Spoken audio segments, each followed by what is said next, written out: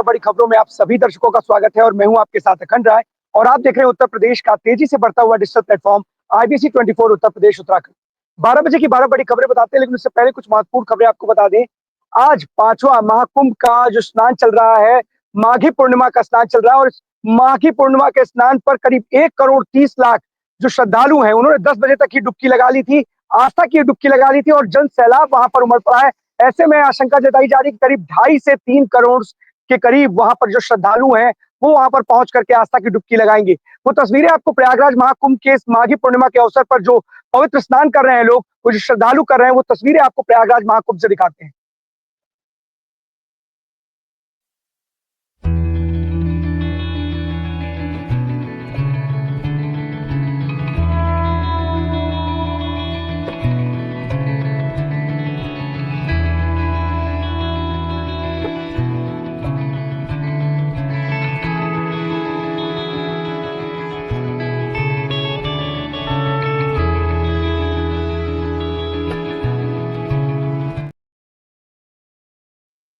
ये drone video आप देख रहे थे किस तरीके से वहां पर जन सैलाब श्रद्धालुओं का उमड़ पड़ा है और चारों तरफ केवल और केवल आपको श्रद्धालु ही नजर आएंगे।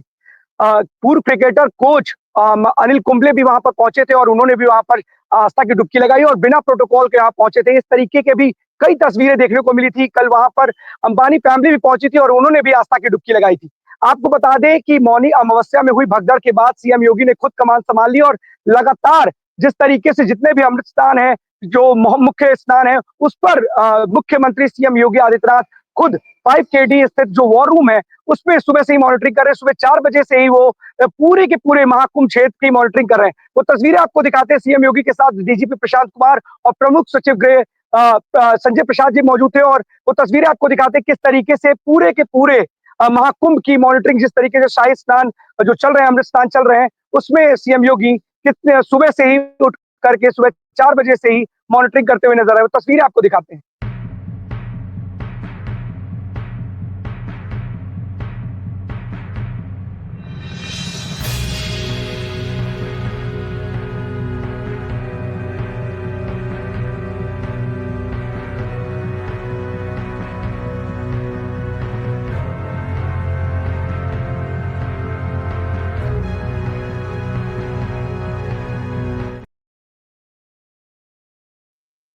लगातार सीएम योगी नजर बनाए हुए हैं और पल पल की अपडेट भी ले रहे हैं। परसों उन्होंने एक रात में एक देर रात बैठक की थी, जब पूरे प्रयागराज के आसपास जितने भी इलाके थे वहां पर जाम की स्थिति पैदा हो गई थी, लंबी कतारें गाड़ियों की लगी थी, जिसके बाद सीएम योगी खासा नाराज दिखे थे और उन्होंने कई अधिकारियों को फटकार भी लगाई थी। खुद पूरी मॉनिटरिंग कर रहे हैं और पल पल की अपडेट नजर बनाए हुए हैं इस पूरे महाकुंभ क्षेत्र पे। आज का जो स्नान चल रहा है वो, क्योंकि जिस तरीके से स्नान में जन सैलाब श्रद्धालुओं का उमड़ पड़ा है, चारों तरफ से जो श्रद्धालु हैं वो आस्था की डुबकी लगाने के लिए पहुंच रहे हैं, तो किसी भी श्रद्धालु को किसी प्रकार की कोई दिक्कत ना हो, इसको लेकर के सीएम योगी मुस्तैद नजर आ रहे हैं। और अधिकारियों से उन्होंने निर्देशित किया है कि आप लोग जितना भी हो सके ज्यादा से ज्यादा जनता का सहयोग करें, किसी भी प्रकार की किसी भी श्रद्धालु को कोई दिक्कत नहीं होनी चाहिए। और शायद यही कारण है कि जितने भी बड़े अफसर हैं वो इस वक्त फील्ड पर तैनात है।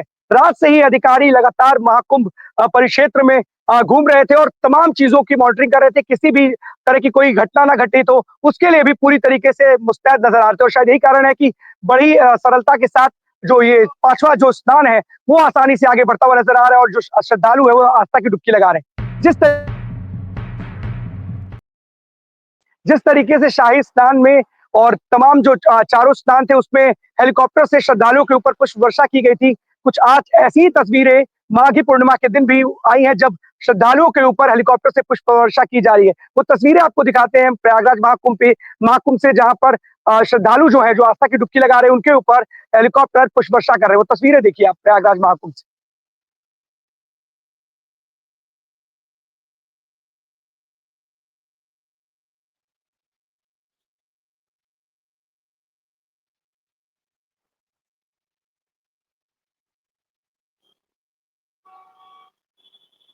देखिए, शाही स्नान के मौके पर प्रयागराज पूरे महाकुंभ में जिस तरीके से श्रद्धालु डुबकी लगाते हैं, उसके बाद वहां पर हेलीकॉप्टर से पुष्प वर्षा कराई जाती है और श्रद्धालुओं के ऊपर। कुछ ऐसी तस्वीरें प्रयागराज महाकुंभ में आज भी देखने को मिली है माघी पूर्णिमा के अवसर पर, जहां पर श्रद्धालुओं के ऊपर हेलीकॉप्टर से पुष्प वर्षा कराई जा रही है।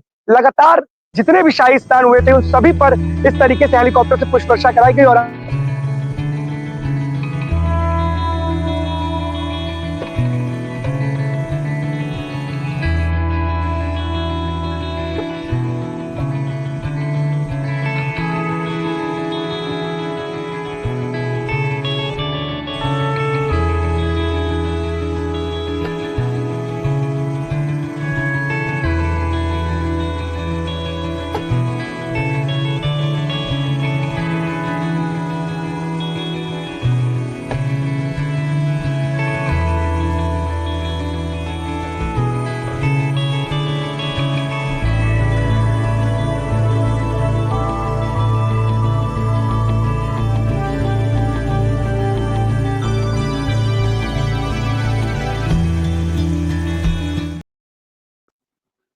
इस महाकुंभ का महत्व समझा जा सकता है। पूरे देश से जो श्रद्धालु है, विदेश से भी जो श्रद्धालु है, वो यहाँ आकर के महाकुंभ में इस आस्था के पावन पर्व में इसका भागी बनना चाहते हैं। और यही कारण है कि लगातार देश विदेश प्रदेश सभी जगहों से लगातार श्रद्धालुओं का तांता वहां पर पहुंचा है। 47 करोड़ के करीब जो श्रद्धालु है वहां पर पहुंच चुके हैं। अभी आज को अगर छोड़ दिया जाए तो 14 दिन और बचे हैं। ऐसे में कयास लगाए जा रहे हैं कि आंकड़ा करीब 55 करोड़ को छुएगा। सीएम योगी आदित्यनाथ पहले ही कह चुके थे कि 45 करोड़ के बीच जो श्रद्धालु है वहां पर पहुंचेंगे, लेकिन ये आंकड़ा 1 महीने के भीतर ही क्रॉस कर चुका है। लगातार आम आदमी क्या हो, आम हो या चाहे खास हो, सभी इस महाकुंभ में आकर के आस्था की डुबकी लगा रहे हैं। बड़े बड़े बिजनेसमैन की बात की जाए, अडानी की बात की जाए, अंबानी फैमिली की बात की जाए, सभी वहां पर पहुंच रहे हैं। और जितने भी लगभग वीवीआईपीज हैं, प्रधानमंत्री हो या राष्ट्रपति हो, मुख्यमंत्री हो, किसी भी प्रदेश के, वो यहाँ पर आकर के आस्था की डुबकी लगा रहे हैं। तो आम और खास के लिए एक बहुत बड़ा ये पर्व बन चुका है। और ऐसे पर्व में सब कोई आकर के आस्था की डुबकी लगाना चाहता है। एक बड़ी दुखद खबर आ रही है। अयोध्या के जो राम जन्मभूमि के मुख्य पुजारी हैं आचार्य सत्येंद्र दास, उनकी दुखद मृत्यु हुई है। आज सुबह 8 बजे उन्होंने अंतिम सांस ली है पीजीआई में। 3 फरवरी को उन्हें पीजीआई भर्ती में कराया गया था, लेकिन आज उनकी दुखद मृत्यु हुई है सुबह 8 बजे। कल उनका अंतिम संस्कार होगा सरयू घाट के किनारे। ऐसे में पूरे अयोध्या में और पूरे देश में शोक की लहर, और सीएम योगी ने भी ट्वीट करके शोक व्यक्त किया है। अब चलते हैं अपने सभी सहयोगियों के पास, लेकर के हमारे सभी साथी स्क्रीन पर जुड़ेंगे और जो आज की बड़ी खबरें हैं वो बताएंगे। सबसे पहले चलते हैं ज्ञानेंद्र के पास, प्रयागराज से जुड़े हुए ज्ञानेंद्र। आज माघी पूर्णिमा के इस पावन पर्व पर वहां पर लगातार श्रद्धालुओं का जनसैलाब उमड़ पड़ा है और वहां पर श्रद्धालु आस्था की डुबकी लगा रहे हैं। क्या ये आंकड़ा कहां तक पहुंचा है?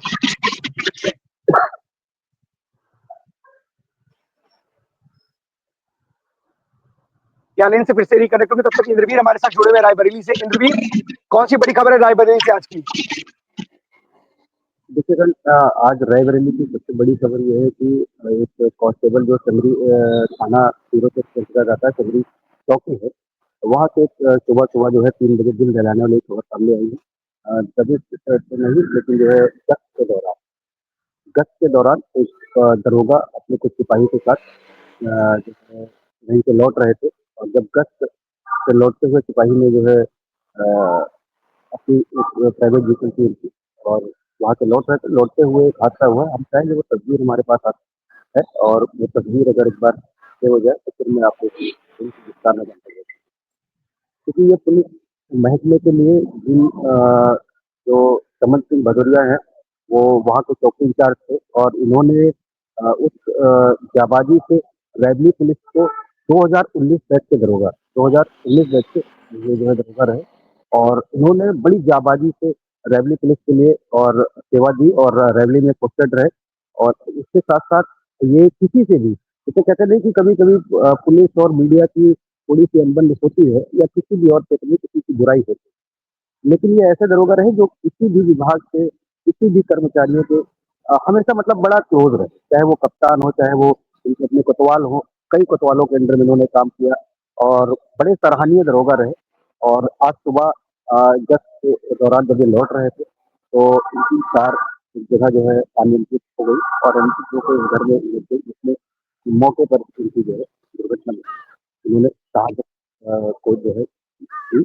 और इस शहादत में अगर बात करें तो काम पुलिस के ही काम पे और ड्यूटी पे, और जिस तरीके से मौत हुई, ये पूरा जिला जो है दहल गया। और उसमें जो है डॉक्टर यशवीर सिंह कप्तान पुलिस लाइन में उनको बाकायदे पुलिस और राज्य की जो सम्मान होता है पुलिस वालों के लिए, इस तरीके से उनको सम्मान के साथ अंतिम विदाई दी गई। हम चाहेंगे वो तस्वीर एक बार से हो जाए, और वो तस्वीर हमारे सामने है, आप देखिए इस तस्वीर को। कप्तान डॉक्टर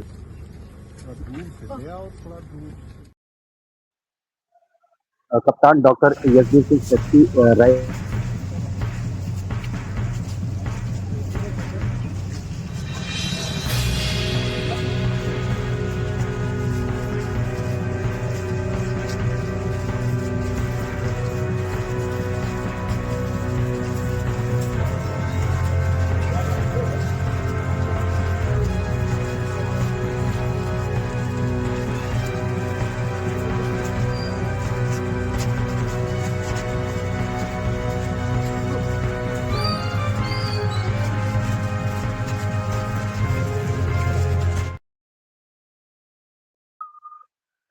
कप्तान डॉक्टर जगजीत सिंह ने उनको कंधा दिया। एडिशनल एसपी संजय सिन्हा जो रेवन्यू पुलिस के आला अधिकारी हैं वो मौजूद रहे और साथ ही साथ चारों क्षेत्राधिकारी अमित सिंह, जगजीत सिंह पाल, नौहार जो और सारे क्षेत्राधिकारी मौजूद रहे। कई थानों की पुलिस मौजूद रही और क्योंकि ये जो ऐसे दरोगा रहे कभी किसी से इनकी अनबन नहीं रही और बड़ा ही किसी से कभी मतलब बड़े चहेते रहे सबसे और बड़े अच्छे से मैं शायद ये खबर करते मेरे भी आंख में आंसू है और आप समझ सकते हैं अपन कि बड़े चहेते रहे हैं किसी के। तो पूरी फैमिली आई बहराइच के रहने वाले थे 2019 बैच के ये दरोगा रहे और उस समय जब ये सुबह 3 बजे हादसा हुआ और मौके पे इनके एक सिपाही और थे तो वो भी जख्मी हैं जो इस समय ट्रामा सेंटर लखनऊ में उनका इलाज चल रहा है और गाड़ी में 2 अन्य लोग और थे जो पूरी तरीके से जिला अस्पताल गए हुए हैं। लेकिन जिस तरीके से घटना हुई है ये कहीं न कहीं एक रेलवे पुलिस के लिए और उत्तर प्रदेश पुलिस के लिए एक होनहार अपना जाबाज जो है दरोगा खो दिया है और इसको लेकर के बड़ी रेवन्यू पुलिस आज गमगीन है और इस गमगीन के माहौल में पूरे रेवन्यू पुलिस ने इनको पुलिस सम्मान के साथ अंतिम विदाई दी। उनकी फैमिली यहाँ पे आई हुई थी। फैमिली में अगर बात करें तो 2 भाई और माता-पिता और वाइफ, बच्चे नहीं हैं। एक अलग विषय है। बहराइच के लिए उनको कुछ यहाँ के अपने उनके जाबाज साथी उनके यहाँ से लेकर के बहराइच के होम टाउन के लिए रवाना किए। बिल्कुल इंद्रवीर, एक अच्छे अधिकारी अगर जिस तरीके से हम खो देते हैं एक जवान, एक सुरक्षा में तैनात अधिकारी, क्योंकि जिस तरीके से इन अधिकारियों के ऊपर सुरक्षा जो कर्मचारी हमारे हैं, सुरक्षा अधिकारी हैं, इनके कंधों पर एक बड़ी ज़िम्मेदारी होती है। एक पीड़ा का सही में एक दर्द भरा ये पूरा का पूरा ये जो एक सदमा है पूरे जिले के लिए भी, क्योंकि एक अगर आप अच्छे अधिकारी को खोते हैं तो कहीं न कहीं पूरे जिले के लिए एक बहुत बड़े दुःख की खबर होती है, एक बड़े दुःख की लहर है और शायद यही कारण है कि आपसे लेकर के जो भी वहाँ पुलिस विभाग के कर्मचारी हैं या जो भी उनके सहयोगी साथी थे, उनके लिए एक बहुत बड़ा सदमे के रूप में क्योंकि एक उभरता हुआ एक बड़ा अधिकारी, एक कर्मचारी, क्योंकि जिस तरीके से ये लोग अपनी ज़िम्मेदारी का निर्वहन करते हैं, ऐसे में इनकी जान चली भी जाती है। तो इस तरीके से कहीं न कहीं एक कर्तव्य पथ पर एक अच्छा ईमानदार व्यक्ति आज इस धरती को छोड़कर गया, ये कहीं न कहीं दुःख की खबर है। बहुत-बहुत धन्यवाद आपका इस दुःख भरी खबर बताने के लिए इंद्रजीत, बहुत-बहुत धन्यवाद। ज्ञानेंद्र हमारे साथ जुड़ चुके हैं प्रयागराज से। ज्ञानेंद्र, माघी पूर्णिमा का जो ये पावन स्नान चल रहा है इस वक्त, क्या स्थिति है? कितनी तादाद में जो श्रद्धालु हैं वो यहाँ पर आस्था की डुबकी लगा चुके हैं? एक आंकड़ा बताइए हमारे दर्शकों को कि इस वक्त तक कितने जो श्रद्धालु हैं उन्होंने इस माघ पूर्णिमा के पावन स्नान पर जो है आस्था की डुबकी लगा ली?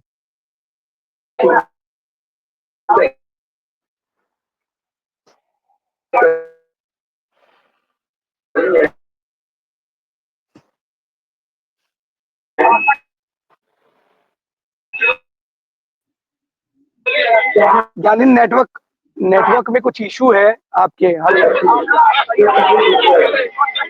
बताइए ज्ञानेंद्र। बिल्कुल देखिए अखंड मैं पहले आपको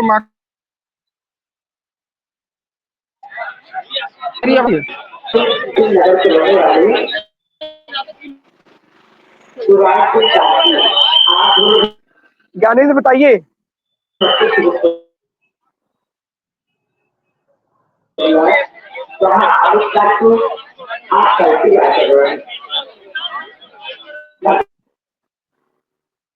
ज्ञानेंद्र से फिर से जुड़ने की कोशिश करेंगे, नेटवर्क की कुछ प्रॉब्लम है। आदर्श हमारे साथ जुड़े हरदोई से। आदर्श, कौन सी बड़ी खबर है हरदोई से आज?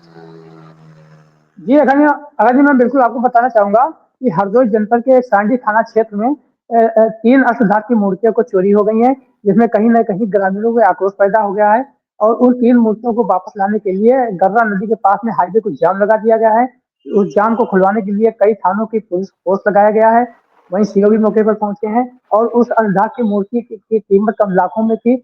उसको लेकर कहीं न कहीं आक्रोश उत्पन्न हुआ है। जी अखंड जी। आदर्श, क्या पुलिस को इन लोगों के बारे में कोई जानकारी हासिल अभी तक नहीं हो पाई है? अगर इस तरीके से लोग वहां पर विरोध प्रदर्शन कर रहे हैं, जाम की स्थिति बनी हुई है और इतने थानों की फोर्स वहां पर पहुंची है जाम खुलवाने के लिए, क्या आरोपी भी अभी पुलिस की गिरफ्त से दूर है?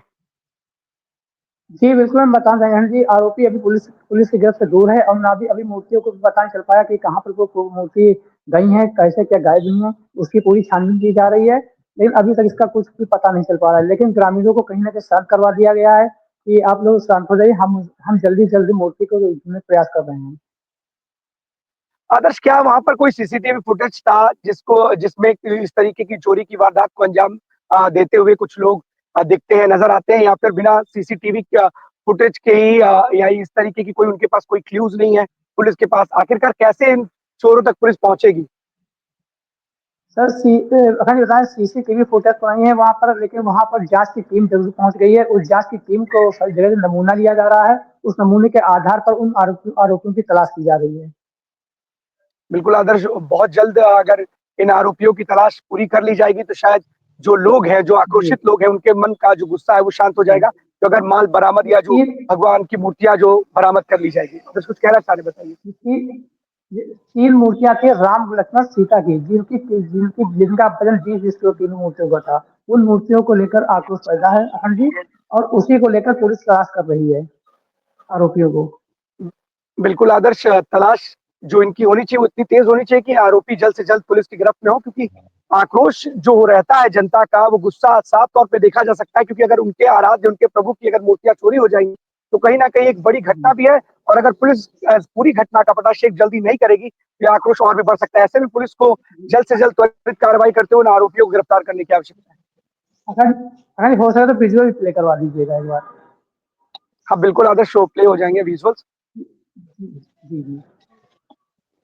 वो विजुअल्स हरदोई से जो प्ले कर दिए जाए, जो मूर्तियां चोरी होने का, और पुलिस के ऊपर जो वहां पर आक्रोशित लोग हैं वो जिस तरीके से अपना गुस्से का इजहार कर रहे हैं, और पुलिस वहां पर मुस्तैद है वो किस तरीके से लोगों को हटा रही है।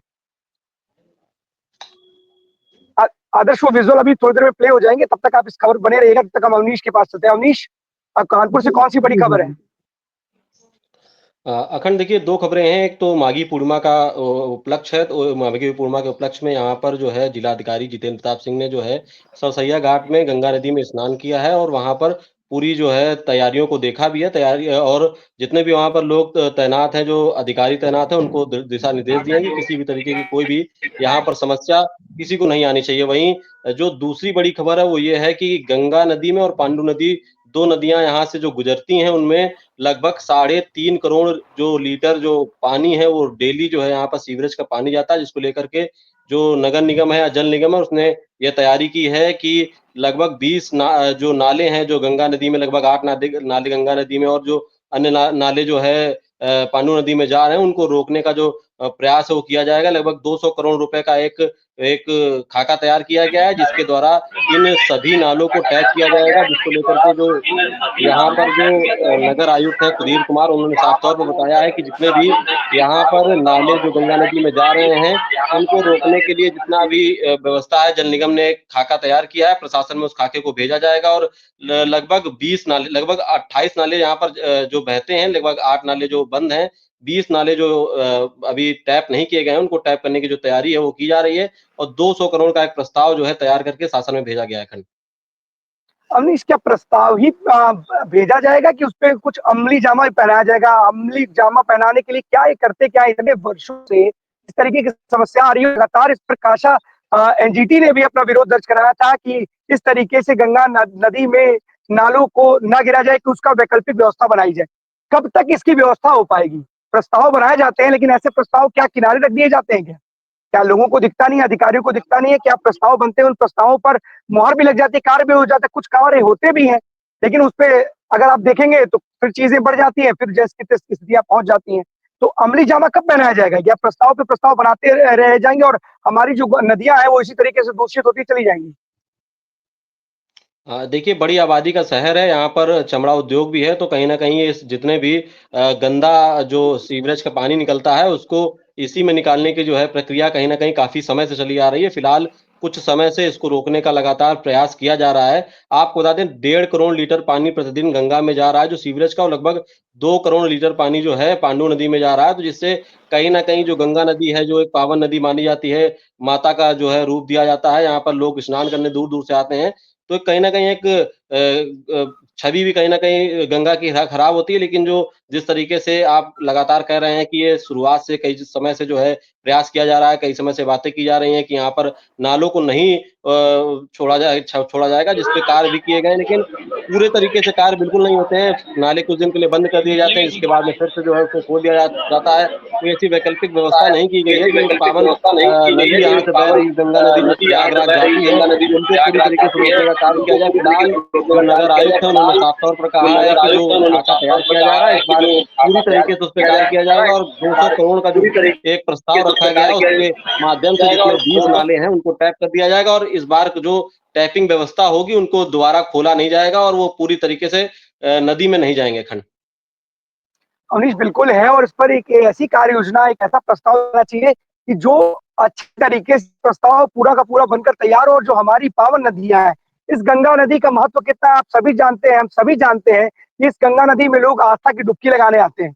अगर उस आस्था की जो पावन मैया हमारी गंगा मैया, अगर उसमें इस तरीके से नालों का पानी छोड़ा जाएगा, तो क्या व्यवस्था रह जाएगी? क्या न सिर्फ गंगा मैया हम लोगों को दूषित होती जा रही है, हम लोग जो स्वच्छ जल पी पाते हैं, क्या आने वाले समय में पी पाएंगे? हमारे आने वाली जनरेशन किस तरीके की स्थितियों में रहेगी अगर इसी तरीके से गंदे नाले और नाल फैक्ट्रियों के भी अगर पानी, क्योंकि इंडस्ट्रियल एरिया है पूरा का पूरा कानपुर, ऐसे में चमड़ा उद्योग से संबंधित भी जो वेस्टेज होता है वो भी नदियों में जाता है। तो ऐसे में एक बड़ा अच्छा एक प्रस्ताव सही तैयार करना चाहिए कि इससे निजात मिल सके और कहीं ना कहीं जो समस्या है जिस तरीके से दूषित पानी का गंगा में जाने का, ये किसका समस्या का समाधान हो सके।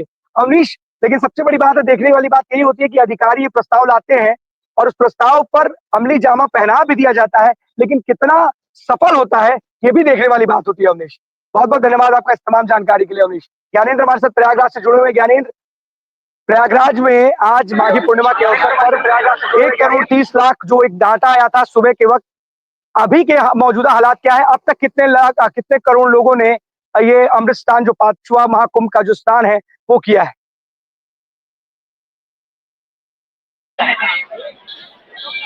बिल्कुल अखंड, देखिए मैं आपको बता दूं कि अभी कुछ घंटों के अंदर जो सुबह 7:30 बजे के बाद आंकड़े आए हैं, लगभग 46 लाख लोगों से अधिक अभी भी चल रहा है, स्नान चल रहा है।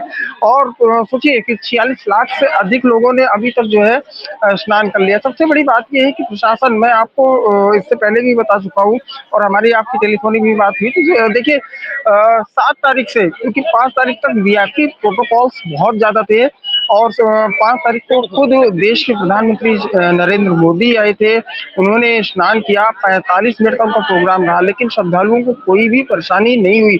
सबसे बड़ी बात यही रहती है कि अगर कोई भी प्रधानमंत्री आता है, राष्ट्रपति आता है, तो एक सुरक्षा कारणों से पूरे एरिया को जो है खाली करा दिया जाता है। लेकिन अरैल घाट की बात करें, वहीं पर वो आए थे, उसके बाद स्टीम बोट के माध्यम से वो संगम घाट पर आए, जहाँ पे त्रिवेणी गंगा जमुना सरस्वती मिलती है। और उसके बाद 10 तारीख को देश की राष्ट्रपति द्रौपदी मुर्मू आई। ऐसा कुछ नहीं हुआ कि पूरे एरिया को खाली कराया गया हो, अरैल्स को खाली कराया गया हो, अरैल एरिया को खाली कराया गया हो, कहीं कुछ नहीं हुआ। और वही चीज 7 तारीख से लगातार भीड़, आप विश्वास नहीं करेंगे किस तरीके से भीड़ आई है। ऐसा मैंने खुद देखा है इस चीजों को कि मौनी अमावस्या से ज्यादा भीड़ आ रही है। सोचिए कि अभी मात्र 29 दिन हुए हैं और अ, अभी बाकी है दिन, 26 तारीख तक है, 14 दिन और है, 15 दिन।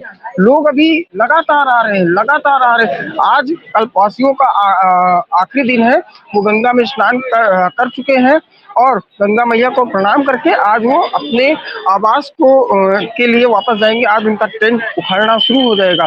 तो सोचिए अखंड 10 लाख कल्पवासी आज अपने घर को वापस जाएंगे। जो उनकी मान्यता थी, जो उनका मानता था, वो अपने लिए वापस चले जाएंगे। वो अपने पूर्वजों के लिए यहाँ पे तकरीबन 1 महीने से अधिक समय तक यहाँ पे रहे, ना घर से कोई कांटेक्ट, ना परिवार से कोई कांटेक्ट। लेकिन जिस तरीके से भीड़ लगातार आ रही है, प्रशासन ने 7 तारीख को एक मीटिंग की, रात में देर रात मीटिंग चली और उसके बाद फोर्सेस बढ़ाए गए। कल मुख्यमंत्री योगी आदित्यनाथ ने 28 से अधिक अधिकारियों को यहाँ पे तैनात किया,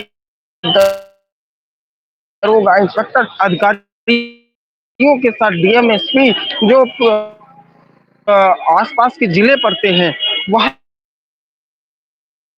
के अधिकारियों के साथ इन्होंने मीटिंग की कि भीड़ को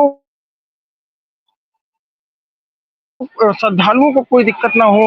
देखिए किस तरीके से आपको एक अच्छी चीज बताते हैं कि शाही स्नान भले ही थे, लेकिन इसको भी एक तरीके से शाही स्नान सरकार ने बना दिया। आज सुबह 8 बजे से लगातार हेलीकॉप्टर से जो है पुष्प वर्षा की गई। आपने वो शॉट्स भी दिखाए पब्लिक को, किस तरीके समस्या घटित हुई। उसके बाद प्रशासन अब थोड़ा सा भी नहीं चूक कर रहा है और भी ज्यादा अलर्ट हो गया है। तो सबसे बड़ी चीज यही है कि बहुत ही सूर्य हमले को लेकर के जिस तरीके से व्यवस्था मौनी अमावस्या तक थी, अब माघी पूर्णिमा के दिन भी उससे लाख गुना अच्छी व्यवस्था प्रशासन ने की है। हर एक पीपा पुल को खोल दिए गए हैं, कोई भी पीपा ज्ञानेंद्र, पुल आज की डेट में नहीं बंद किए गए हैं। सबसे बड़ी चीज। और दूसरी, ये डीआईजी ज्ञानेंद्र, लगातार वहां पर बड़े बड़े उद्योगपति अडानी अंबानी भी कल पहुंचे थे, अनिल कुंबले आज पहुंचे थे, और अनिल कुंबले की सादगी देखने को मिली कि बिना प्रोटोकॉल के वो पहुंचे हैं, विद्युत जाम देने के लिए। और तमाम ऐसे एक्टर्स हो या उद्योगपति हो या पॉलिटिशियंस हो, वो वहां पर पहुंच करके आस्था की डुबकी लगा रहे हैं। एक सवाल है ज्ञानेंद्र, क्या सीएम योगी की तत्परता के बाद, सतर्कता के बाद और लगातार मॉनिटरिंग के बाद चीजें बदली हैं?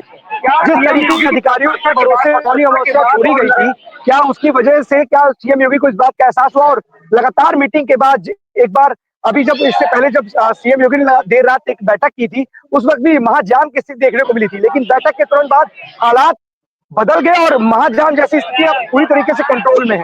क्या कुछ लोगों की कमियां हैं जो प्रयागराज महाकुंभ में कहीं ना कहीं सरकार, क्या एक बार इसके लिए सरकार को जिम्मेदार? ना सवाल फिर से रिपीट कर सकते हैं?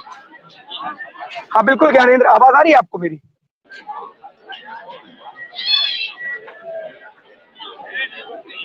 ज्ञानेंद्र, आवाज आ रही है आपको?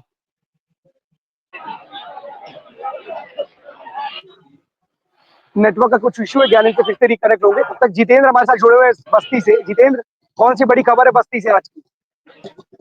अखंड बस्ती से अगर बड़ी खबर की बात की जाए तो दो खबर है। पहली खबर अगर बात की जाए तो पूरे देश की राजधानी में दिल्ली से शुरुआत करूंगा। दिल्ली की बड़ी खबर की बात की जाए, जैसे कि कल भी ये खबर बताई गई थी। फिलहाल दिल्ली के जो है बीजेपी के पूर्व वहाँ के जो है सांसद रह चुके हैं और जो है वर्तमान में अभी जो चुनाव हुआ वहाँ पे प्रत्याशी भी रह चुके हैं। मैं बात कर रहा हूँ रमेश भिदोड़ी की। रमेश भिदोड़ी जिस तरीके से दिल्ली में जो चुनाव हुआ है, उस चुनाव के दौरान उन्होंने रमेश भिदोड़ी द्वारा जिस तरीके से जो है वायनाड की जो सांसद रह चुकी है और कांग्रेस की जिस तरह से जो है वो प्रियंका गांधी है, प्रियंका गांधी के जो है चुनाव के दौरान अशब्द भाषा का उन्होंने प्रयोग किया। उस प्रयोग अशब्द भाषा का प्रयोग करने के बाद जिस तरीके से लगातार ये जो है चर्चा लगातार चुनाव में देखने को मिले। फिलहाल बस्ती जनपद में एक जो है कांग्रेस के नेता है मंजू देवी, उन्होंने जो है फिलहाल बस्ती में जो है जेएम कोर्ट में एक याचिका दाखिल की। जिस तरीके से प्रियंका गांधी के पर चुनाव के दौरान कालकाजी में जिस तरह से वो चुनाव वहां से लड़ रहे थे वहां पे, और जिस तरह से वो भाषा का मधुर भाषा का जो प्रयोग किया गया था, उसके लिए उन्होंने एक याचिका दाखिल की। बस्ती के जेएम कोर्ट प्रथम ने जो है जो रमेश भिदोड़ी है उनको जो है 25 फरवरी को बस्ती के जेएम कोर्ट में जो है उनको हाजिर होने का एक आदेश जारी किया हुआ। फिलहाल जिस तरीके से अशब्द भाषा का प्रयोग किया गया था उसको देखते हुए ये चीज हुआ है। फिलहाल अब यह देखना होगा क्या 25 तारीख को जो दिल्ली के पूर्व जो वहाँ के सांसद रह चुके रमेश भिदोड़ी, क्या वो बस्ती के कोर्ट में आते हैं या नहीं आते, अब ये उस समय के 25 तारीख को ही ये पता चलेगा। फिलहाल हम लगातार इस पे बने भी रहेंगे। 25 तारीख को भी देखा गया अगर रमेश भिदोड़ी आते तो उनके एक्सक्लूसिव इंटरव्यू भी किया जाएगा और जाना जाएगा कि जिस तरीके से मर्दिर भाषा का प्रयोग किया गया था और उसके बाद बस्ती में आना, दिल्ली से बस्ती आना, ये 700-800 किलोमीटर का सफर तय करके आना, बस्ती के कोर्ट में आना, अखंड कहीं ना कहीं वाकई में ये राजनीतियों के गलियारे में काफी एक जो है चुभती हुई सुई की तरह ये जो खबर है ये बस्ती से आ रही है। अखंड जितेंद्र, फैशन सा बन गया है किसी को भी अमर्यादित टिप्पणी करने के लिए। लगातार एक फैशन बना हुआ है कि कोई भी राजनेता, राहुल गांधी को भी तलब किया गया है सेना के ऊपर टिप्पणी को लेकर के। कोई भी नेता है अगर उसको लाइमलाइट चाहिए तो इस तरीके की हमारे अमर्यादित टिप्पणी, अशोभनीय टिप्पणी जो शोभा नहीं देती है, राजनीतिक लिहाज से अपने आप को चमकाने के लिए किसी के ऊपर भी इस तरीके की टिप्पणी कितने हद तक जायज है? सवाल लगातार उठते रहते हैं। लेकिन क्या होता है, इन्हें पता होता है कि हमें कोर्ट में बुलाया जाएगा, हम कोर्ट में पहुंचेंगे, अगर होगा कई नोटिसों के बाद वहां जाकर के अपना बयान दर्ज कराएंगे, कुछ मिलेगी सजा, हो सकता है छोटी मोटी माफी की सजा मिल जाए, माफ कर दे, क्योंकि अरविंद केजरीवाल भी इसके लिए भुगतोगी हैं, कई बार कुछ भी बोल सकते हैं।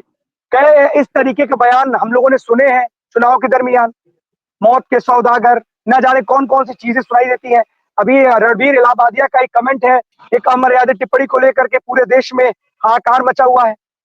क्या इस तरीके का एक फैशन बन चुका है? लोगों को समझ में नहीं आता है कि हम किस समाज में रहते हैं, हमारी क्या नैतिक जिम्मेदारी है? क्या समझ में नहीं आता है? नेता हो, एक यूट्यूबर हो, कोई उभरता हुआ सितारा हो, या कुछ पत्रकार भी हो, उनके लिए भी बोल रहा हूँ, भी हो सकता, कोई भी हो सकता है, XYZ किसी के लिए भी है, बट क्या इस तरीके से, क्या शोभनीय टिप्पणी का एक इस तरीके से अमर्यादित टिप्पणी करने का एक कल्चर चल रहा है क्या हमारे समाज में? क्या कोर्ट को इस तरीके से जो बयानबाजी करने वाले नेता कोई भी हो, एक क्या मैसेज देना नहीं चाहिए? एक इस तरीके का कोई एक ऐसी कार्रवाई करनी चाहिए, एक ऐसा दंड देना चाहिए कि जिस दंड के बाद इस तरीके के जो अमर्यादित अशोभनीय टिप्पणी हो, या जो हमारे समाज में अव्यवस्था, कुव्यवस्था, या यूं कहें कि एक ऐसी एक ऐसे इशारे, एक ऐसी एक नए तरफ इशारा करती है, जिस तरीके से इलाहाबाद रणबीर इलाहाबादिया को लेकर के इस समय हंगामा मचा हुआ है। तो क्या इस तरीके से, क्या कोर्ट इस तरीके के फैसले कुछ अच्छे नहीं ले पाती है? क्या कोई सजा का प्रावधान ठीक ठाक नहीं है क्या इस तरीके से कि लोग जिसका मन जो भी आता है कुछ भी बोल देता है? क्या उम्मीद की जाएगी कि क्या अगर ये कोर्ट में पेश होंगे तो इनके खिलाफ भी कठोर कार्रवाई की जाएगी, या इन्हें भी माफी देकर छोड़ दिया जाएगा? क्योंकि हमारे यहाँ तो लोकतंत्र है, लोकतंत्र में हम कुछ भी बोले, फ्रीडम ऑफ स्पीच के तहत हम कुछ भी बोल सकते हैं। तो क्या इस फ्रीडम ऑफ स्पीच के माध्यम से हमारे देश के नेता हमारे देश में कुछ भी अनाप शनाप बोलेंगे? इनके ऊपर कार्रवाई करने के लिए क्या कोर्ट कुछ निर्धारित नहीं करेगी? क्योंकि इनको कोई डर ही नहीं है, जिसको जो मन में आ रहा है वो बोल दे रहा है, कोई भी हो। कैसे चलेगा ये? बिल्कुल अखंड, बिल्कुल। वहीं अगर अखंड बात की जाए बस्ती की दूसरी खबर की, तो मैं बता दूं अखंड, शायद ये खबर सुनने के बाद पूरे उत्तर प्रदेश में अगर हो सके, अगर जाना जाए तो हो सकता हो कि सभी इस खबरों को प्रकाशित करें और निकाल भी। अखंड बड़ी खबर मैं बता रहा हूँ बस्ती से।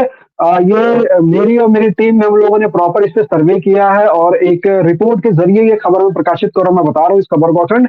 ये खबर है पिछले 13 महीने में बस्ती जनपद में 56 लाशें लावारिस बरामद की गई। अखंड जो झाड़ियों में, सड़क के किनारे है, तालाबों में है, अन्य जगहों से 56 ऐसे लावारिस लाशें हैं जो बरामद की गई। पिछले 13 महीनों का रिकॉर्ड है। मैं 2024 से बात करें, अगर 31 जनवरी तक की बात करें तो ये आंकड़ा अखंड ये 13 महीनों का है। 56 लाशों में से, जिसमें से 13 लाशें सिर्फ महिलाओं की है, बाकी लाश जो है वो पुरुषों की है। फिलहाल ये जो 56 परिवार है वो कहीं ना कहीं आज भी वो आंसू रो रहे होंगे कि उनके जो परिवार वाले हैं, जो ये बॉडी जिनकी मिली है 56 लोगों की, ये उनके परिवार वाले आज तक नहीं जान पाए कि हमारे परिजन हो या उनके भाई है, बहन है, माता है, पिता है, कौन है ये पता नहीं। उनको आज तक ये जानकारी नहीं लग पाई कि ये 56 बॉडियां उनके परिजन में से किसी एक की हो सकती है। कहीं ना कहीं वो परिवार आज भी अखंड जो है वो आंसू रो रहा है फिलहाल। लेकिन जिस तरीके से ये 56 लाशों का जो ये सिलसिला ये लगातार चला है, पूरी टीम में हमने लगी और हम लोगों ने निकाला भी साथ रहे थे। और निकालने के बाद जब हमने इस बारे में बस्ती के अभी पुलिस अधीक्षक नए आए, जब उनसे भी हमने वार्ता किया है, तो फिलहाल वो भी चौकन्ना हो गया कि इतनी लाशें कहाँ से बरामद हो गई है। और 13 ही लाशों का जो है उसमें से लाशों का कुछ शिनाख्त होना, बाकी लाशें कहाँ गई? कहीं ना कहीं पुलिस की भी जिम्मेदारी होती है कि लावारिस लाशें अगर आती हैं तो उन लाशों को कहीं ना कहीं उनका जो है फोटोग्राफी होती है, वीडियोग्राफी होती है, प्रिंट मीडिया की बात की जाए, इलेक्ट्रॉनिक मीडिया की बात की जाए, कहीं ना कहीं वो प्रकाशित किया जाता है। उन लोगों को यह जानकारी मिले। पूरे उत्तर प्रदेश की बात करें, बस्ती जो है अगर बात की जाए अपने उत्तर प्रदेश से, तो यहाँ से जस्ट सटा ही जो है यहाँ पे बिहार भी पड़ता है, नेपाल भी है। लेकिन ये लाशें कहाँ से आई, इनका जो है अभी तक कोई का सवाल बहुत ही गंभीर है और अभी भी खड़ा हुआ है। एसपी साहब ने तो बताया कि टीम बना रहे हैं, गठित कर रहे हैं, लाशें कहाँ से आई थी, क्योंकि परिजन कहीं ना कहीं अगर जो है वो चीजें हम अपने परिवार के बारे में जानते हुए नहीं मिल पाए, तो अपनी कहीं ना कहीं ये बहुत बड़ा सवाल है। जो बच्ची से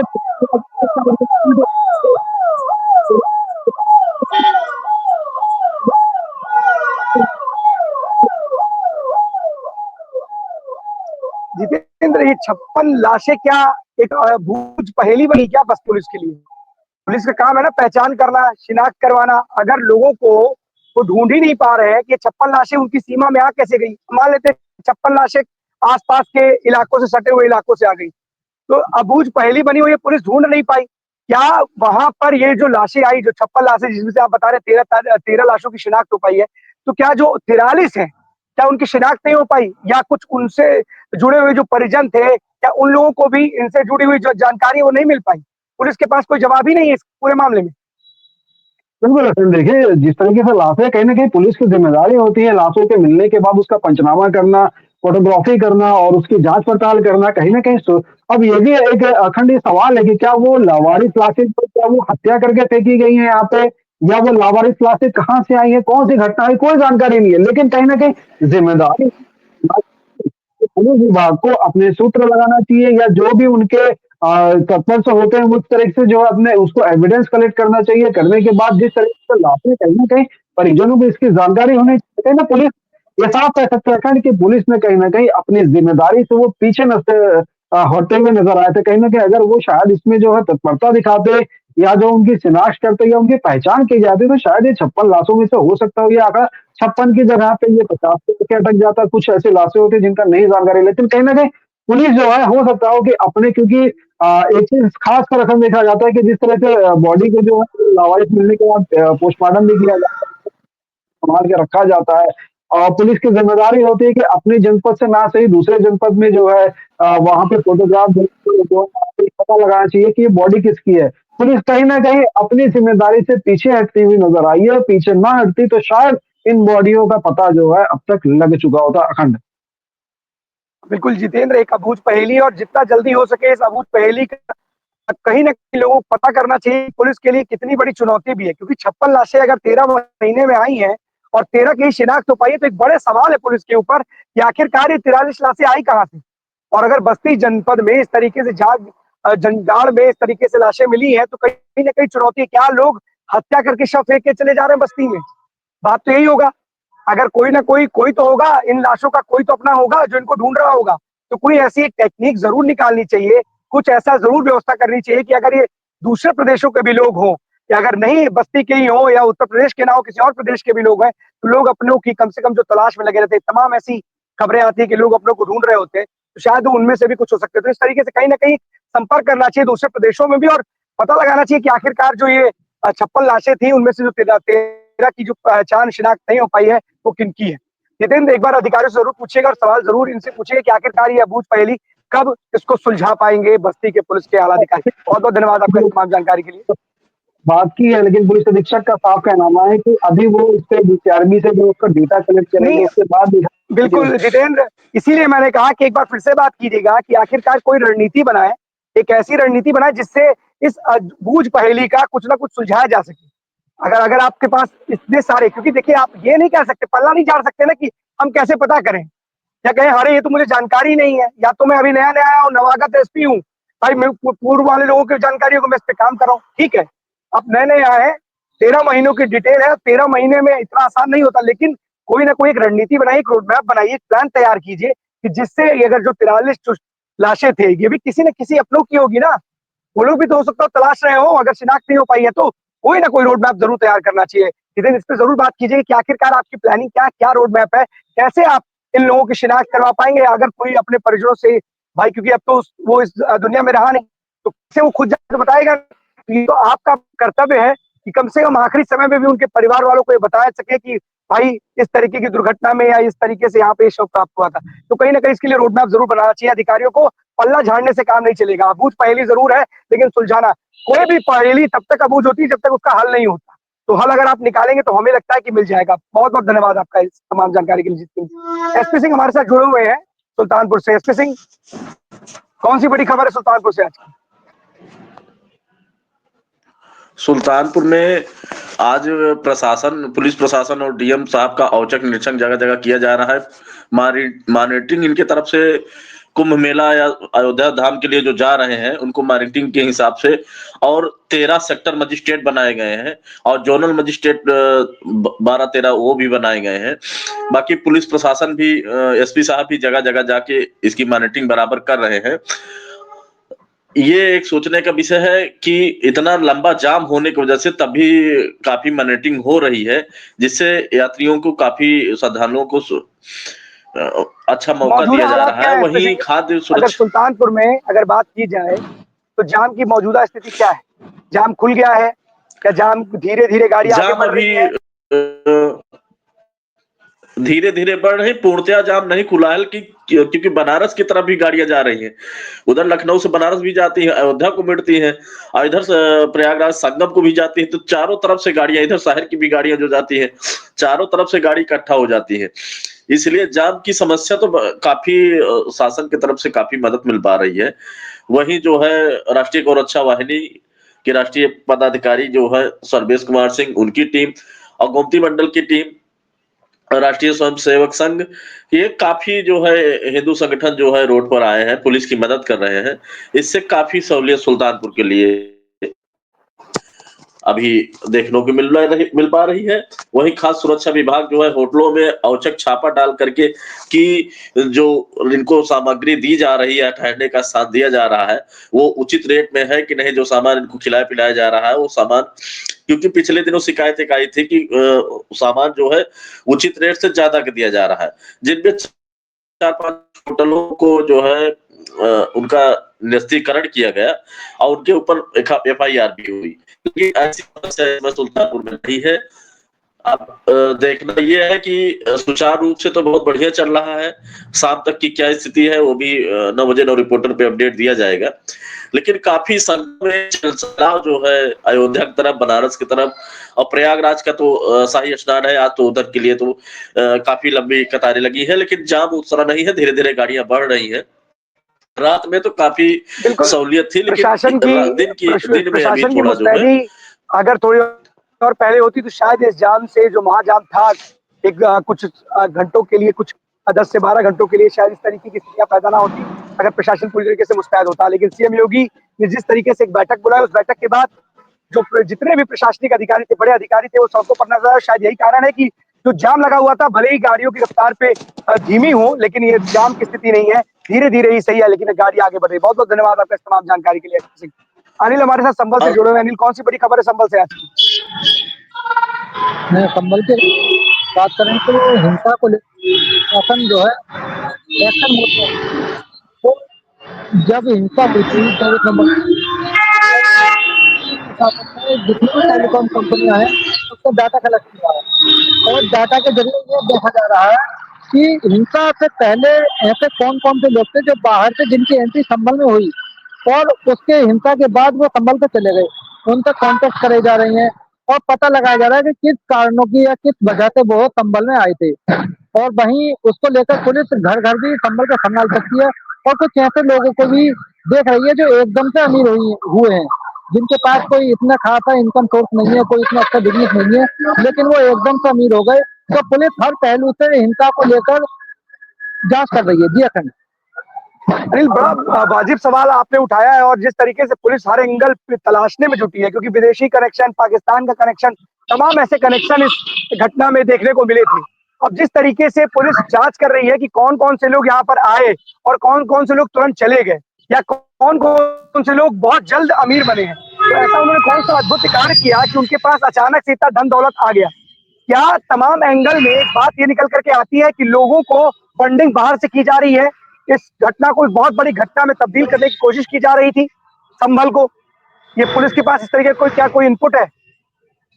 जी, तभी तो पुलिस ने इस तरह का एक्शन लिया है कि घर घर खंगालने का। और कौन लोग एकदम से अमीर हो गए, जरूर कहीं ना कहीं पुलिस के पास ऐसे कोई सबूत मिले होंगे फंडिंग के, कि फंडिंग की वजह से ही कुछ लोग एकदम खासा अमीर हो गए तुरंत ही। और वो उस चीज की पुलिस निगाह बनाए हुई है और हर तरीके से जांच कर रही है।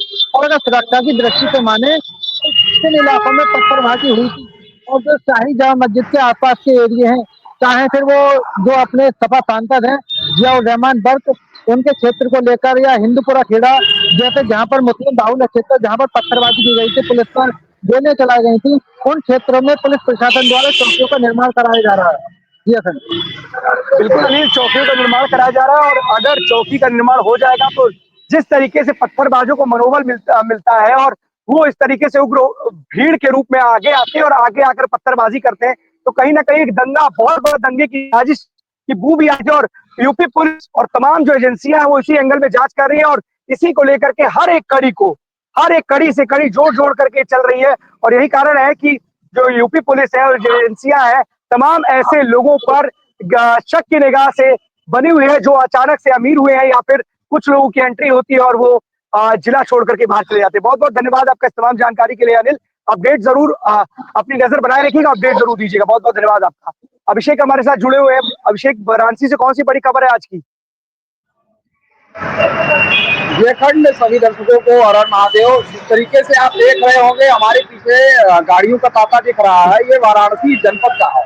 यहाँ लगातार जो महाकुंभ से श्रद्धालु अयोध्या जा रहे हैं, अयोध्या जाने के बाद काशी वापस आ रहे हैं। तो आप देख रहे हैं यहाँ पूरी, अभी मैं लगभग आधे घंटे से यहाँ खड़ा होकर भी, लेकिन यहाँ जो व्हीकल्स हैं, व्हीकल्स की संख्या बढ़ती हुई नजर आ रही है। लगातार जो श्रद्धालु हैं वो काशी में जाकर के बाबा विश्वनाथ का दर्शन के लिए जो है लगातार अयोध्या से शिरकत कर रहे हैं बनारस के लिए। तो बनारस में भी लगातार यह देखा जा रहा है दिन प्रतिदिन जो है की संख्या बढ़ती हुई नजर आ रही है। जो घटने की संख्या की आकलन हम आप करना चाहते हैं, लेकिन ऐसी बनारस में दस्तूर नहीं दिख रहा है। बनारस की गलियों गलियों में अब श्रद्धालु ही भरे पड़े हैं। यहाँ मैं वाराणसी शहर से लगभग 20 किलोमीटर दूर खड़ा हूँ, जहाँ से वाराणसी में एंट्री की जाती है। यहाँ रिंग मार्केट है। रिंग मार्केट का नाम है हरहुआ बाजार की तरफ जाता है रास्ता। मैं जहाँ खड़ा हूँ यह केलवा मार्केट है। केलवा मार्केट में अगर हम बात करें गाड़ियों की संख्या की, लगभग यहाँ 7 से 8 हजार गाड़ियां पर घंटे जा रही हैं, जहाँ यहाँ की प्रशासन जो बता रही है यहाँ से। जी अखंड। अभिषेक, एक खबर आ रही थी कि 7 किलोमीटर का लंबी लाइन लगी हुई है काशी विश्वनाथ में बाबा के दर्शन करने के लिए। उतावले हैं, इस कारण कि 7-7 किलोमीटर की लंबी लाइन है और आप भी अगर 20 किलोमीटर पहले खड़े हैं और जिस तरीके से गाड़ियों की जो कतारें आपके पीछे साफ देखी जा सकती है, ये बता रहे हैं कि लोगों में कितना खासा उत्साह है अपने आराध्य का दर्शन करने। जी अखंड, मैं बताना चाहूँ कि जो शहर से दूर जितने भी चौराहे हैं, प्रशासन वहाँ जो भी टूरिस्ट की गाड़ियां हैं वहाँ खड़ी कर करके एक जो भी यहाँ का पहले से ही बस सेवा चालू है, 45 सेवा है, श्रद्धालुओं को भेजने का प्रयास कर रही है, जिससे कि शहर में जाम की स्थिति न पैदा हो। और लगातार श्रद्धालुओं की जो भीड़ है लगातार बढ़ती हुई नजर आ रही है। पूरे बनारस में अगर बात की जाए, बनारस की जो गलियों में हम आप घूमने के लिए बेताब रहते हैं, आज उस गलियों में बस श्रद्धालु दिख रहे हैं। और जहाँ की अगर वाराणसी की आम जनमानस की बात की जाए तो वाराणसी की आम जनमानस भी परेशान हो गई है ये भीड़ को देखते हुए। जो व्यक्ति लगातार सुबह के समय में जाकर के बाबा विश्वनाथ का दर्शन कर पाता था वाराणसी की आम जनता, लेकिन आज जो है कि नहीं दस्तूर हो पा रहा है। जो भीड़ की जो है की व्यवस्था देखी जा रही है वो कहीं ना कहीं नजर आ रही है। देखिए मेरे साथ श्रद्धालु ही है यहाँ। कब से आए हैं आप?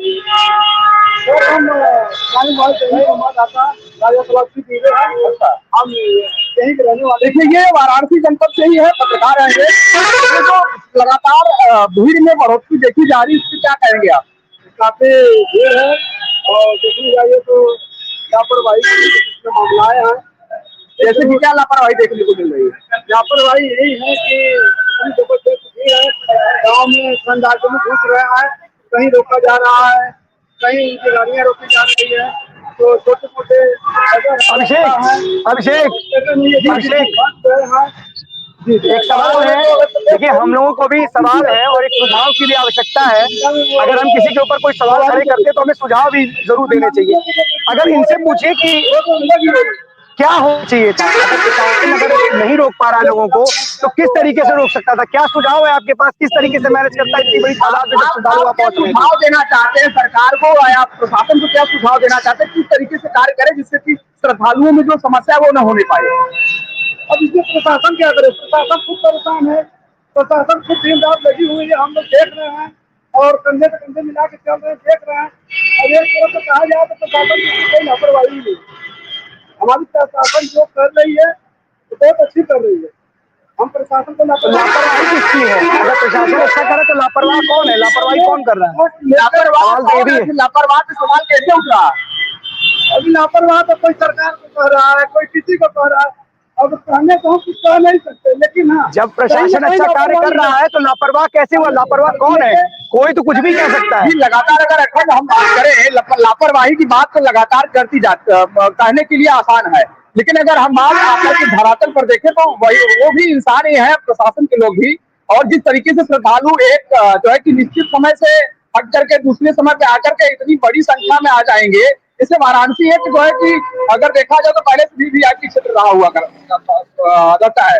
तो आप यहाँ जानने का प्रयास करिए कि वाराणसी जैसे शहर में जो पहले से वीवीआईपी है, वहां और भी अगर श्रद्धालु लगा एक समय में अगर असीमित संख्या में आ जाएंगे तो कहीं ना कहीं अब प्रशासन की ओर से चैलेंज रहेगा ही। और दूसरी बात यह कि कुछ श्रद्धालु वास्तव में कहीं ना कहीं दूसरी तरफ भटक जा रहे हैं, तो उसमें ये चाहिए कि जो भी ग्रामीण अंचल के व्यक्ति है जो देख रहे हैं कि हमारे श्रद्धालु दूसरी तरफ जा रहे हैं, तो उनको कहीं ना कहीं रास्ता जो भटके हैं उनको बताने का प्रयास किया जाए, जिससे कि वह अपने गंतव्य स्थान तक पहुंच सके। जी अखंड।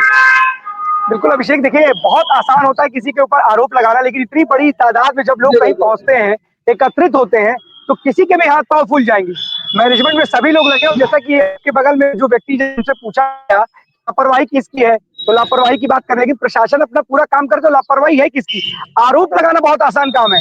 हम यहाँ पर खड़े होकर के किसी अगर कमी ढूंढने लगेंगे तो 1000 कमियां मिलेंगी, लाख कमियां मिलेंगी, लेकिन हमें देखना चाहिए कि सारे के सारे जवान हमारे जो सुरक्षा में तैनात अधिकारी हैं, कर्मचारी हैं, हमें उनका तहे दिल से स्वागत अभिनंदन करना चाहिए कि बिना अपनी जिम्मेदारी का निर्वहन वो अच्छे से कर रहे हैं। बस जरूर कहीं ना कहीं, क्योंकि बहुत बड़ी तादाद है जिसका आकलन कर पाना अपने आप में मुश्किल था, क्योंकि 45 दिनों में 45 करोड़ लोगों की बात की गई थी, 30 दिनों में ही 45 करोड़ का आंकड़ा पार कर चुका है। तो क्या 60,000 जवानों के ऊपर ही सब कुछ छोड़ दिया जाए? क्या हमारे प्रदेश के जो लोग लेकिन मैं एक बात और कहना चाहूंगा, उनको बताते हुए कह दिया जाए कि कोई कुछ कर नहीं रहा है? जो जितने हमारे दर्शक जुड़े हैं देख रहे हैं खबर को, IBC 24 यूपी लगातार महाकुंभ की विशेष कवरेज दिखा रही है।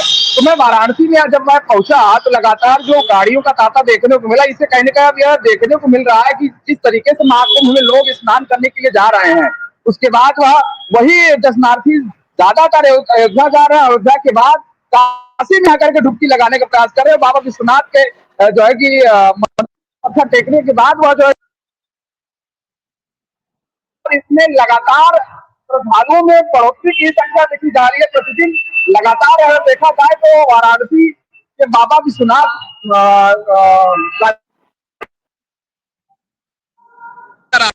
देखिए अभिषेक सबसे बड़ी बात ये भी है कि जिस तरीके से पूरे प्रदेश के लोग आ रहे हैं, बाहरी प्रदेशों के जो लोग आ रहे हैं, वो चाहते हैं कि महाकुंभ में तो डुबकी लगाए। जो हमारे आराध्य है काशी विश्वनाथ हो चाहे अयोध्या जी हो, प्रभु श्री राम के हो चाहे काशी विश्वनाथ जी के दर्शन करना चाहे, और शायद यही कारण है कि बाहर की भी बहुत गाड़ियां हैं, बाहर से भी जो श्रद्धालु आए हुए हैं वो वहां पहुंच रहे हैं। तो शायद एक बहुत बड़ी तादाद है जो प्रयागराज जा रहा है, वो अयोध्या जी भी जा रहा है, और अयोध्या जी के साथ साथ तो काशी विश्वनाथ जी भी जा रहा है, क्योंकि वो सोच रहा है कि अगर यहाँ यूपी है, प्रयागराज महाकुंभ में डुबकी लगा रहे हैं, तो हम अपने आराध्य काशी विश्वनाथ और अयोध्या जी प्रभु श्री राम के मंदिर का भी दर्शन करें। और शायद यही कारण है कि लगातार काशी विश्वनाथ जी की बात की जाए या फिर अयोध्या धाम की बात की जाए, प्रभु श्री राम के भी दरबार में एक बहुत बड़ी लंबी कतारें देखने को मिल रही है। चारों तरफ केवल श्रद्धालुओं का तांता है। ऐसे में प्रशासन के साथ साथ हम सभी लोगों की, आम लोगों की भी जिम्मेदारी है कि इसमें सहभागी बने। कमियां जरूर निकालने से बेहतर है कि जो अगर हम उनका सहयोग कर सके जरूर करें। बहुत बहुत धन्यवाद आपका तमाम जानकारी के लिए अभिषेक। आदर्श हमारे साथ जुड़े हुए हरदोई से वो जो विजुअल्स हैं वो प्ले कर दिए जाए। आदर्श हमारे साथ बने हुए हैं मूर्ति। भैया उधर से दूर हट जाओ, साइड से। हाँ उधर गेट में हाथ ना लगा, दूर जाओ गेट से।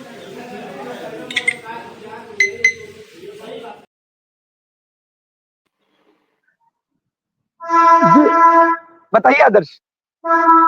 जी अगर मैं बताना चाहूंगा, अभी इस मूर्ति का तो खुलासा नहीं हो पाया, लेकिन अभी खबर मिली है कि आज रात को जो घरों में पुलिस वो चोरों ने चोरी का मतलब घरों का निशाना बना दिया है, और तो एक घर में सामान चोरी करने के बाद उसका सामान खेतों में डाल दिया गया है, और यह थाना कोतवाली थाना क्षेत्र का पूरा मामला है। उस पर भी कहीं ना कहीं पुलिस छानबीन करने के लिए अब जा रही है। अगर इस तरीके से लगातार अगर हरदोई में चोरी की घटना को अंजाम छोड़ दे रहे हैं और पुलिस के हाथ अभी खाली है, तो ऐसे में सवाल खड़े होंगे और लोगों में आक्रोश देखने को मिलेगा ही। धरना प्रदर्शन जरूर इस तरीके के प्रदर्शन करने की आवश्यकता नहीं, क्योंकि इससे दूसरे लोगों को भी दिक्कत होती है। तो आम जनमानस को ये भी सोचना चाहिए कि कुछ समय पुलिस को जरूर दिया जाए उन चोर और तक पहुंचने के लिए।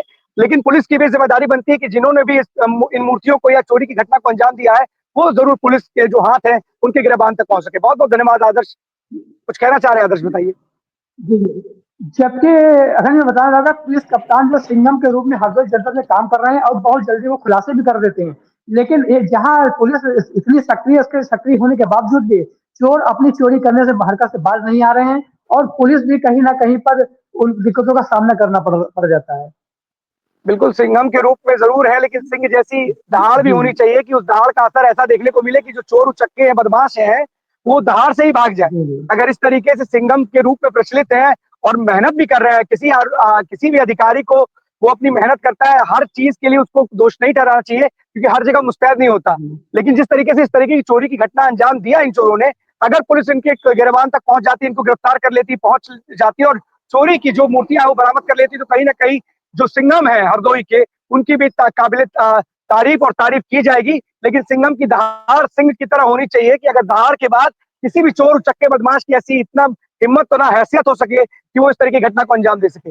आदर्श, बहुत बहुत धन्यवाद आपका इस तमाम जानकारी के लिए। जरूर अधिकारियों से बात कीजिएगा कि आखिरकार कब तक चोर की गिरबान पर पुलिस का शिकंजा और पुलिस की गिरफ्त में वो चोर आएंगे। तो 12 बजे 12 बड़ी खबरों में आज के लिए बस इतना ही। कल हम आपके सामने फिर से होंगे हाजिर, तब तक के लिए दीजिए हमें इजाजत। धन्यवाद।